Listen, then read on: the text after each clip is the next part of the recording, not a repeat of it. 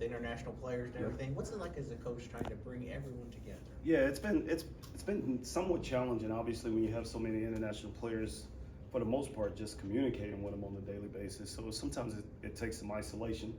You know, you can't do it in a group setting. There's a lot of film study. Just learning how to communicate with each guy. Once you get that going, I think they're so receptive, and they're basketball players, so they're eager to learn, and their coachability is up through the roof, and so it's been good so far. Like you said, challenging to just be able to communicate with them and learn how to communicate with them. But once you get that, it's smooth now. So we're at the point now where we're rolling. I imagine with just even if they were all American, bringing all this group together, with them talking about how tight knit the group is, that can maybe is a little surprising for how early in the season it is. What have you seen in that aspect? Yeah, obviously the makeup of basketball today, for the most part, I would assume 60 to 70% of people probably have double-digit new guys on their team, and so we're no different than anyone else. But the summers are really relative. So we spend a lot of time in the summer getting to know one another and teaching the system and that stuff. So it always helps when you have experienced guys. They're not necessarily guys that are experienced with Cowboy basketball, but they're experienced basketball players. So some guys like Kanye Clary and JC at the point guard position, they stick out to me the most because they're kind of the quarterbacks of it. Christian Coleman and some guys that are, Parsa. Those are some guys that have played a lot of games. And so obviously, the best thing about us as coaches is we know we don't have all the answers. You know what I'm saying? So a lot of times we learn things from those guys and make adjustments based on what they want to do. Experienced players. When did you meet Steve, and what's made you want to sort of go on this journey with him? Yeah, that's a good question. I've known him for a long time, man. I started out coaching junior college, Missouri State West Plains, for 5 seasons. We had some really good teams and some really good players, and he was constantly working and calling me and trying to figure out who he could get from our teams in those 5 years. And then ironically, I ended up moving to Texas. And when I moved to Texas at that time, he was at Stephen F. Austin working for Danny Casper.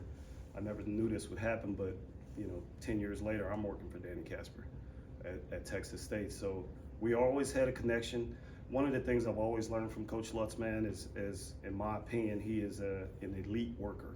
And it's just like this morning, we get into the office about 8:30 every day, and the first thing he wants to do is meet. And the whole conversation is about, don't get too fat. You know what I mean? We're not gonna get too fat. We have to move on at the end of the day. And I'm kind of looking at him like, dang, we just won by 30, coach. We beat the SEC team by 30. But that's what makes him special is he's gonna work extremely hard for the challenge that we have that next day, and then he's gonna move forward, whether it's win, lose, or draw. That's the way he does it. And so he is an elite worker, man. Just, he works at it constantly, 24 hours a day. He got on me last night because he called me at 10 o'clock about something. And I said, Coach, I'll sleep, man. But he doesn't sleep, man. He works at it, and obviously that trickles down to the staff and the players. At what point did you get an idea like he's going to be a high major head coach? He's going to be a pretty good one. I always respected him for the fact that he had done everything right for years and years and years. And ironically, Coach is mid-50s, 54, 53. And he obviously got his first opportunity to coach as a head coach late 40s. And to be honest with you, it kind of reminds me of my path, to be frank. Going at this thing from now, I guess this is year 26 or 7 for me. And, he just stayed with, and then once he got his opportunity, he put the bat on the ball. And so obviously it's 2 terrific years at Corpus. I joined him at Western Kentucky, and I'll be the first to admit, I'll never forget this. I come there and I'm there for 1 week, and I go in and I say, Coach, well, I'm gonna go look at this house. And he says, you gonna buy a house? And I said, yeah, Coach. I mean, I don't want to rent and be giving somebody else my money. I'd like to have something in the end. Okay, I'm trying to win. That's all he said. I'm trying to win. So I was like, man.